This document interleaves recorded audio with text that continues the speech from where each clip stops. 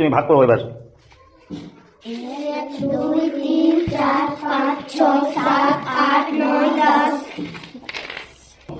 একটা একটা করে গুণ এখানে 1 2 3 4 5 6 6টা। তাহলে এখানে কিভাবে লিখতে হবে? তাহলে বান্ডেল কটা হচ্ছে দশকের? 1 6 লেখো।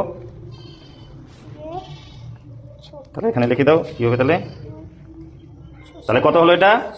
16। এখানে না হলে গুণেও দেখতে পারবো। এখানে 10 ছিল, 10-এর পরে 10-এর পরে কি হয়?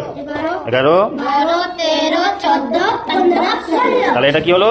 16। তাহলে 16 লিখতে গেলে দশকের ঘরে কি লিখতে হয়? 1 আর এককের ঘরে 6। তাহলে 1 10 6 কত হবে? 16। Very good. রাজকে অনেকগুলো পাথর দিচ্ছি, ঠিক আছে? এবার রাজ একক দশকে ভাঙবে এগুলাকে, পাথর গুনে ভাঙো। 1 2 3 4 5 6 7 8 9 10 1 2 3 4 5 6 7 8 9 10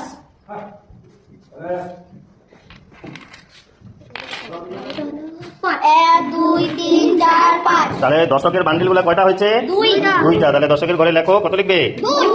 2। আর এমনি এককের ঘরে 5। তাহলে এবার এদিকে টেনে লেখো পাশাপাশি। তাহলে এটা কত হয়ে গেল? 2 10 5 কত হলো? 25। আর যদি এমনি গুনতে না পারি তাহলে আমরা বলবো এখানে 10 ছিল, 10 আর একটা 10। তাহলে 10 10 কত হলো? 20। 20-র পরে কত হয়? 21 25। তাহলে এখানে 2 10 5 কত হলো?